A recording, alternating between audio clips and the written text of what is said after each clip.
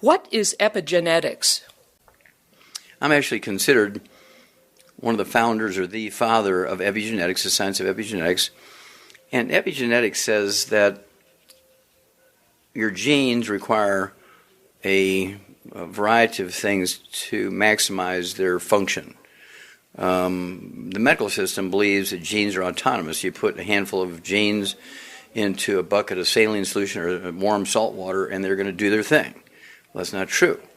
They require 60 essential minerals, 16 vitamins, 12 amino acids, 3 fatty acids to do their thing. And if you're missing any of these 90 essential nutrients, or if they're reduced in amounts significantly below the optimal amounts, you're going to get symptoms and or diseases. And so, again, even in the earliest of stages of pregnancy, when you have even Down syndrome, it's reversible.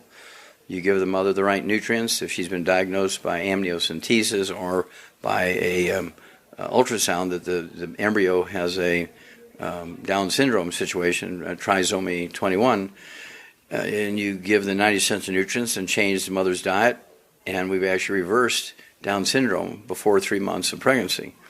Once the baby's born with Down syndrome, I can add 50 or more IQ points to them so that they can function and be independent and hold jobs and learn how to work computers, and they can get driver's licenses and do their own banking and things. And I've actually been the best man at some of the weddings of some of these kids with Down syndrome, when I would help the girl and the boy increase their IQs where they can function in a working situation. If they want to get married, and of course I was their best man.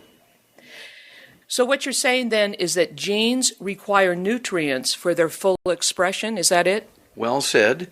And then of course, because of the work that I did, I came out with the first major book on epigenetics, and the subtitle I came up with based on all the research with genes that had failed and all the research using nutrients to solve problems that were thought to be genetic.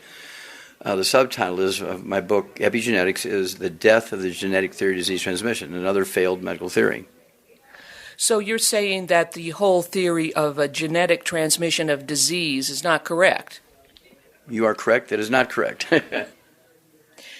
So then you've mentioned 90 essential nutrients. Would then taking all 90 essential nutrients maximize genetic potential? Oh, absolutely. Because genes, DNA, RNA, and telomeres, little encapsulated chromosomes, require these nutrients to maximize their ability to perform. And it's down at the biochemical level inside the cells. And I was the first guy to use electron microscopes back in the day for pathology and studying pathology and at the subcellular chemical level. And most people at that time were using it for anatomy and that sort of thing, but I used it for pathology. And so it was very, very clear that these nutrient deficiencies were causing biochemical defects, which were then misinterpreted as genetic problems.